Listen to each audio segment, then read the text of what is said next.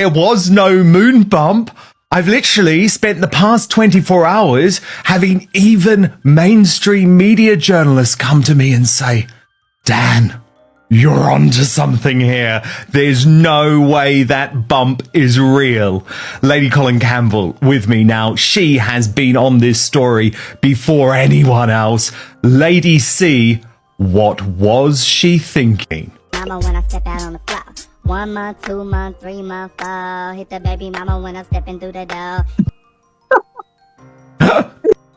She poses a challenge to the royal family, and she's a fascinating person. I mean, she's a person who started from nothing and has become a world global star. And that route to the top has never really been properly reported and examined. The moment Meghan Markle's lawyers started sending legal threats instead of clear answers, the whole situation flipped upside down in a big way. This was not some quiet warning sent to small bloggers or random gossip pages online. The threats were aimed directly at two people who have spent decades digging into the secrets powerful figures try to keep buried. And that decision instantly changed the tone of the entire story. Because when legal teams start pushing back this hard, people begin asking even more questions. Instead of calming things down, the move pulled even more attention toward the controversy and made the situation feel far more intense. But here is where things really heat up.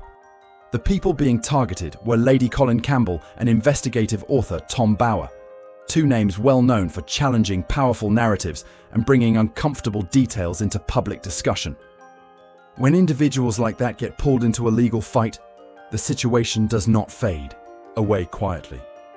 It often grows louder, more dramatic, and far harder to control. Suddenly, the conversation shifts from rumors and speculation into something much bigger, a potential legal battlefield where documents, timelines, and statements can all come under serious scrutiny. And once that door opens, the story can take on a life of its own. The warning signs were there from the very beginning, but this moment feels different. And people are starting to notice. The legal letters, the quiet talk about possible lawsuits, the pressure placed on critics to step back. It is a strategy that has been used many times before. Apply enough legal force and suddenly people get nervous. Stories fade away. Questions slowly disappear.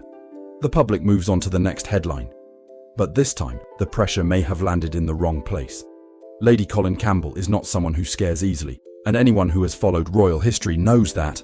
She has spent decades moving through the world of royal secrets, palace whispers, and private scandals that most reporters would never even hear about.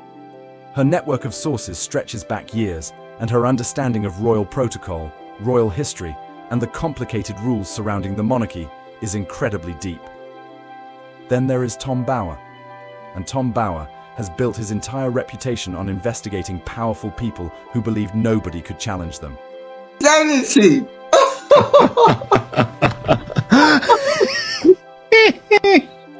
Twerk!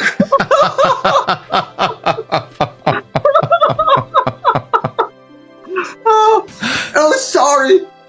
I put Meghan underneath my dress. Pig with lipstick. Yeah, you certainly can't put lipstick on a pig, can you? I mean... Politicians, billionaires, major media figures, he has taken them all on before. Now the spotlight may be moving toward the Sussex brand itself, and that possibility alone is already raising eyebrows. But what really makes this situation explosive is not just what is being said right now. It is what could happen if a lawsuit actually moves forward. Because once a legal battle begins, the rules change completely. Lawyers start asking questions. Documents get examined. Timelines are carefully reviewed. And that is the detail that keeps quietly surfacing in conversations behind palace walls, birth records, hospital documentation, medical timelines, private communications, details the public has never fully seen, and information that has remained sealed away behind privacy protections and carefully worded statements for years. But if the conflict ever moves into a courtroom, those records could suddenly become the center of intense scrutiny. But if this situation turns into a full defamation case, that protective shield could vanish almost overnight.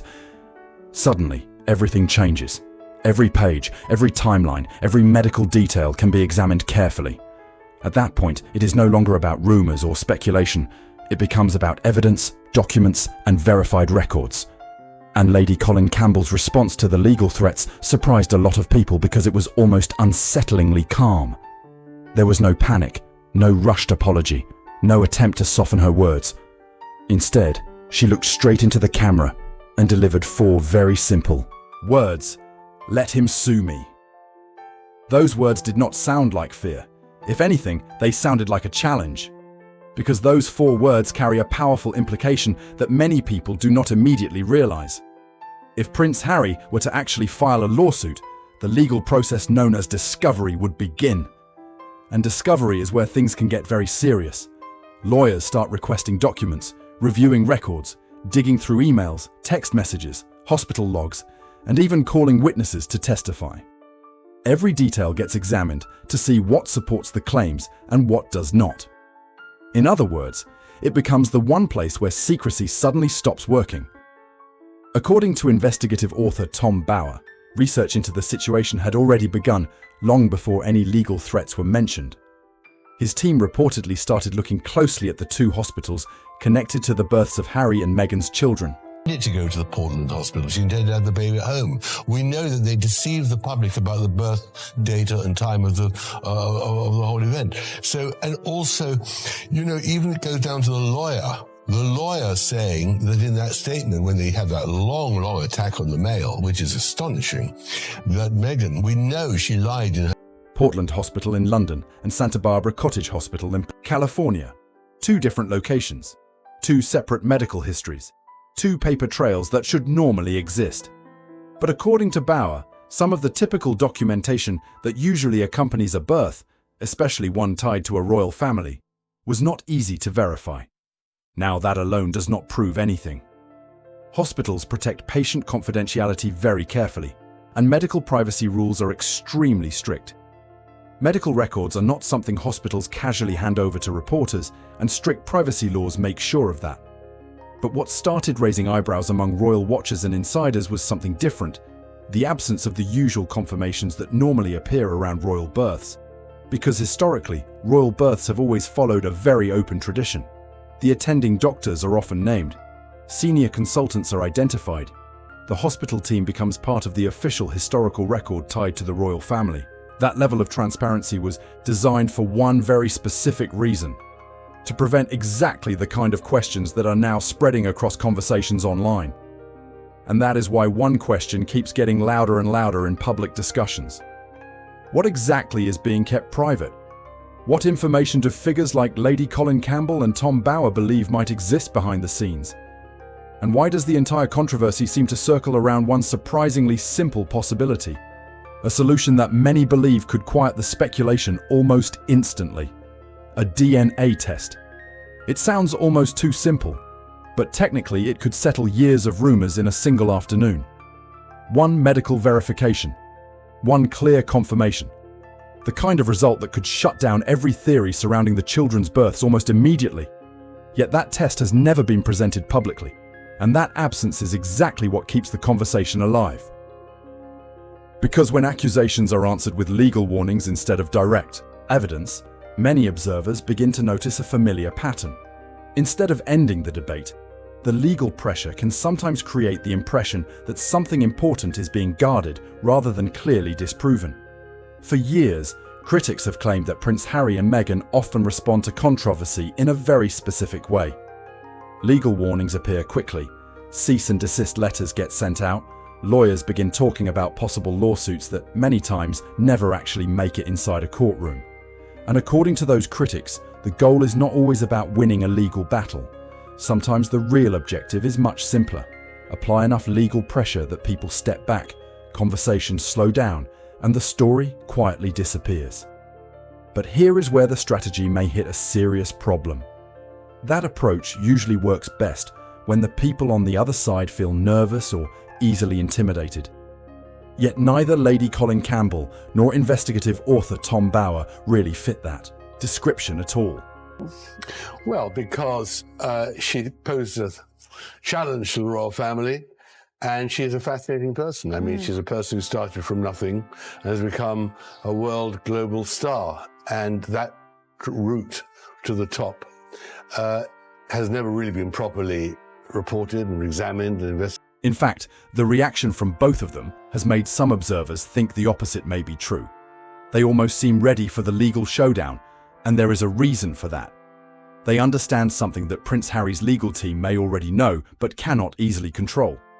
If a defamation lawsuit actually moves forward, the burden shifts in a very serious way. Harry would need to demonstrate that the claims being challenged are false. And proving something is false often means bringing forward the real evidence that shows what actually happened. That means documents, records, medical confirmations, timelines, statements from witnesses. All the information that has remained private for years could suddenly become central evidence inside the courtroom. And if that happens, the courtroom might turn into the one place where the full story is finally examined piece by piece. That possibility is exactly why the situation now feels like a ticking clock, because once legal action truly begins, public relations strategies lose a lot of their power. Lawyers ask direct questions, evidence gets reviewed, and once information enters the legal process, controlling the narrative becomes extremely difficult. But here is where the situation takes an even stranger turn. The legal pressure that Meghan's team may have hoped would quiet the discussion appears to have done the exact opposite. The moment those threats became public, analysts, journalists, and royal watchers started digging deeper than before. And they are not looking at the story casually anymore. Instead, many are examining it like investigators studying a puzzle that suddenly looks incomplete. A puzzle built from years of interviews, public statements, timelines, and small moments that once seemed unimportant but now look very different under a brighter spotlight. Because the moment a defamation case officially begins, the rules of the game completely change. Suddenly everything falls under a microscope. Every timeline has to line up perfectly. Every statement has to match the evidence sitting in front of the court. There is no room for vague explanations once the legal process starts moving, and the most intense stage comes when the discovery phase opens. That is when lawyers begin requesting everything connected to the story. Emails, medical notes, hospital confirmations, private messages, witness testimony, internal communications. Every piece of information that could support or challenge the claims gets pulled into the investigation. It is the one stage where public relations strategies lose control of the narrative. Legal experts who follow high-profile cases have been repeating the same quiet warning again and again. If Prince Harry actually files a defamation lawsuit against Lady Colin Campbell or Tom Bower, he would not simply be challenging their claims. He would also be opening the door to a legal process that could force every part of the story into the open. And that is where another legal situation already unfolding suddenly becomes very important: the lawsuit involving Samantha Markle. For a long time, Meghan's legal team dismissed that case as completely baseless, arguing that it had no real standing. But recently the situation shifted when the court allowed parts of the case to continue moving forward. That development means Meghan herself could eventually be required to provide sworn testimony under oath. And that moment would be extremely significant, because depositions are very different from interviews or public appearances. They are not friendly conversations with reporters. They are long sessions of questioning where every answer is recorded, reviewed, and compared against evidence. If timelines do not match or statements begin to conflict, lawyers notice immediately. Lady Colin Campbell understands that process better than most observers. She has spent decades watching royal controversies unfold and has seen how seemingly harmless comments in public interviews can turn into major contradictions once legal teams start examining the details. That is exactly why her reaction right now has surprised so many people. She is not softening her position. She is not backing away from the discussion. Instead, she appears almost to be challenging the situation head-on. And to many observers, it sounds like she is practically inviting Prince Harry to take the dispute into a courtroom. Of course, that was brilliant of you to bring that clip up, because the body language just showed her discomfort as she dug deeper into her own hole. I mean, the truth is this, that there are two truths. The first truth is that the conversation, I'm told and I believe, was very early on in their relationship when Harry is bowled over by Meghan and desperately in love. Because she believes the legal process itself could end up answering the very questions that have been circulating for years. Tom Bower appears just as unfazed by the pressure. The investigative author behind the explosive book Revenge has spent years going head-to-head with powerful figures who believe legal threats would scare critics into silence. Politicians tried it. Wealthy business leaders tried it. Major celebrities tried it too. And every single time, Bauer reacted the same way, by digging even deeper into the story. People familiar with his research say his team spent months looking closely at the two hospitals connected to the births of Archie and Lilibet: Portland Hospital in London and Santa Barbara Cottage Hospital in California. These are major medical institutions where records are kept with extreme precision. Every birth normally creates a clear trail. There are confirmations, staff signatures, delivery reports, medical logs, and internal documentation. It is standard hospital procedure. And when the birth involves a public figure whose child is connected to the royal line of succession, that level of record keeping becomes even more important. But according to Bauer, the routine confirmations he expected to locate were unexpectedly difficult to verify. Now, that fact alone does not prove anything. Hospitals operate under strict privacy laws, and patient confidentiality is taken very seriously. Medical institutions cannot simply hand over records to journalists or investigators just because someone asks. However, what has caught the attention of many observers is the lack of publicly confirmed details that normally surface around royal events. That absence has created something powerful, an information vacuum. And whenever information seems unclear, speculation tends to rush in and fill the gap. Interestingly, Lady Colin Campbell herself did not always take these rumors seriously. In the beginning, she reportedly dismissed them outright, viewing the claims as conspiracy talk that was far too extreme to deserve real attention. But over time, something reportedly shifted. Journalists began reaching out with questions. Individuals with connections to royal circles started sharing quiet concerns. Even some medical professionals began commenting publicly about photos, timelines, and details that, in their opinion, did not look typical. And little by little, the conversation that once sounded unbelievable started drawing more attention than anyone expected. None of these observations were definitive on their own, but together the questions slowly started forming a pattern that people could not ignore. Some midwives and medical commentators began pointing out that Meghan's baby bump appeared noticeably different in size during public appearances that took place only days apart. In some photos, it looked much larger, while in others, it appeared smaller, and that contrast caught attention quickly. Others focused on certain moments during events when she crouched down, bent over, or moved in ways that some professionals described as unusual for someone in the later stages of pregnancy.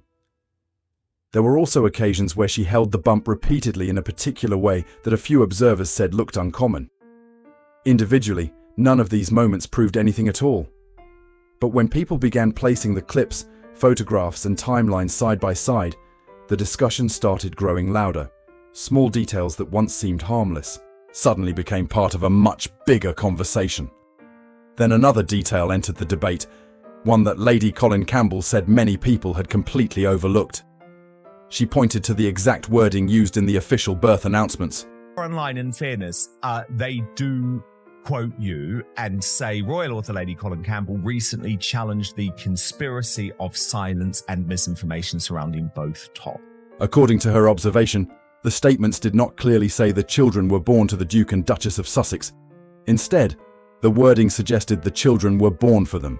In everyday conversation, that difference might sound tiny, almost meaningless. But Lady C argued that in formal English, those phrases can carry very different implications. Children are normally described as being born to the mother who carried them. Saying a child was born for someone could suggest a completely different arrangement. Was that wording simply accidental? It is possible. However, the same phrasing reportedly appeared in several announcements across different outlets, and that small coincidence was enough to keep people talking. And around the same time, another moment added even more curiosity to the situation. During an early interview shortly after Archie's birth, Prince Harry himself made comments that some observers later revisited, believing his words unintentionally added even more fuel to the growing speculation. During an early interview shortly after the baby's arrival, Prince Harry made a comment that later caught people's attention. When asked about the newborn, he mentioned that the child had already changed dramatically in just 2 weeks. Standing beside him, Meghan quietly corrected the statement, saying, 2 days. The moment passed quickly, and the interviewer moved on without pressing the issue. At the time, almost no one noticed the exchange. It seemed like a tiny slip in a casual conversation. But later, when viewers began revisiting the clip, that brief correction suddenly looked a little strange to some observers. The difference between 2 weeks and 2 days is significant, and the moment sparked fresh curiosity. In everyday conversation, small contradictions like that rarely matter. People misspeak all the time. But in a legal setting, details like that can suddenly carry much more weight. Courtrooms are built around timelines, consistency, and precise statements. And that is exactly why some legal analysts believe Prince Harry's team might be cautious about filing a defamation lawsuit. Because proving defamation is not just about arguing that criticism is unfair. It requires showing that specific claims are false, and proving something is false often requires presenting strong evidence, documents, confirmations, and verifiable records. Those are exactly the kinds of details that Harry and Meghan have kept tightly private over the years. Meanwhile, reports from people familiar with the situation describe Prince Harry as increasingly frustrated by the constant speculation surrounding his family. Stories coming out of Montecito portray someone who reportedly spends hours reading articles, watching commentary videos, and tracking the public conversation about his children. Friends say the ongoing scrutiny weighs heavily on him, which only makes the legal decision ahead even more complicated. Filing a lawsuit might look like the quickest way to silence critics and shut down the conversation. But many observers argue that if the issue were truly simple, transparency could end the entire debate almost instantly. One clear medical verification, one afternoon of testing, and every rumor could disappear overnight. Lady Colin Campbell has repeated that point more than once. Tom Bower has echoed the same idea. And across the internet, thousands of people in comment sections keep repeating the exact same question again and again. If the truth is straightforward, why hasn't a clear confirmation happened? It sounds like such a simple solution, yet the answer has never arrived publicly. And as time continues to pass, that silence has started to take on a life of its own.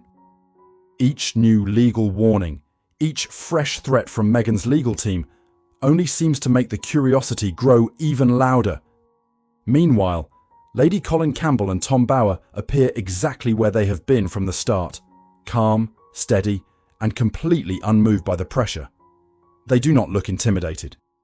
If anything, they appear ready for the situation to move into a courtroom. Because the same 4 words keep echoing through this entire controversy: let him sue me.